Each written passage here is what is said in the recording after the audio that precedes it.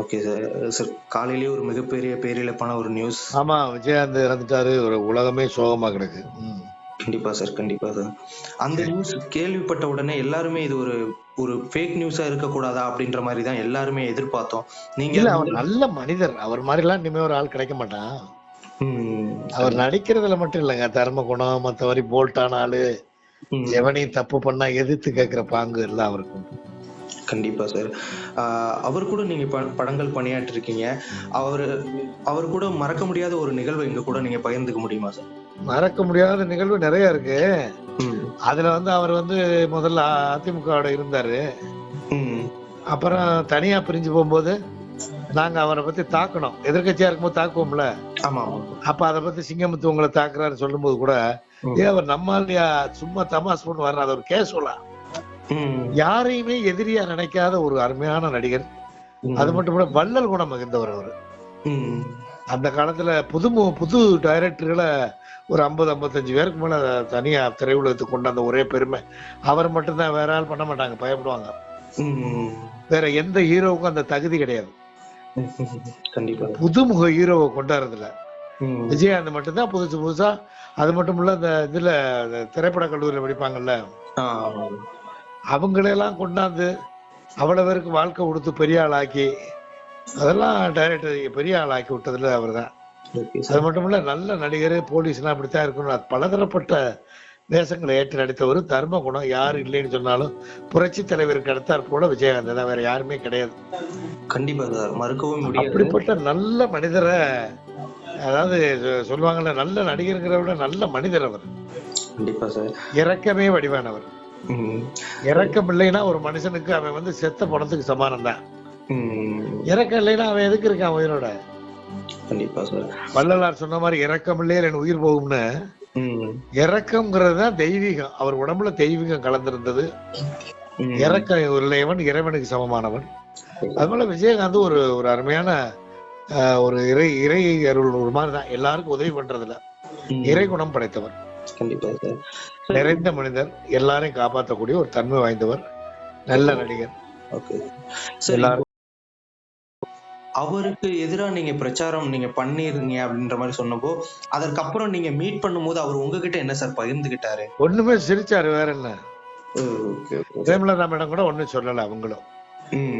அவங்களும் நல்ல திறமைசாலி, நல்ல ஒரு, இப்பதான் அவரை பொதுச் செயலாளர் ஆக்கினார் 4-5 நாளைக்கு முன்னாடி அந்த விஜயகாந்துக்கு. அவங்களும் தைரியமான ஆள். இல்லைன்னா அவரை கண்ணும் கருத்துமா பாத்துக்கிட்டு வந்தாங்க. அப்படி இருந்து நடுவிருச்சு. அவங்களும் தைரியமான ஆளு, நல்ல பேச்சாளர், நல்ல படிச்சவங்க. அவங்களும் அந்த கட்சியை காப்பாத்துறதுக்கு தகுதியான ஆள் தான். உண்மையிலேயே விஜயகாந்த் அவர்களுடைய ஆசையும் அருளும் அந்த அம்மாவுக்கு இருக்கு. அவங்கண்டுமே கட்சியை எடுத்து நடத்தி கொண்டு வரணும். நல்ல மனிதர் உண்டாக்கிய கட்சி, புரட்சி தலைவர் உண்டாக்குன மாதிரி அந்த கட்சி வீணா போயிடக்கூடாதுல்ல. கண்டிப்பா சார். அதனால தொண்டர்கள் இருக்காக காப்பாத்துவாங்க. ஆனா விஜயகாந்துடைய இழப்பு யாரு வேணாலும் மறந்துடலாங்க, அவரை மட்டும் யாராலையும் மறக்க முடியாது. அது மறக்க முடியாத உண்மை சார். இப்போ நீங்க விமர்சிச்சீங்க, திரு நடிகர் வடிவேலு அவர்கள் நிறையவே விமர்சிச்சிருக்காரு. ஆனா அவரையே மன்னிக்கிற அந்த குணம் அவருக்கு இருந்திருக்கு சார். அவருக்கு ஏன்னா அந்த மன்னிக்கிற குணம் உள்ளவன் தானே பெரிய ஆள் ஆகிறான்.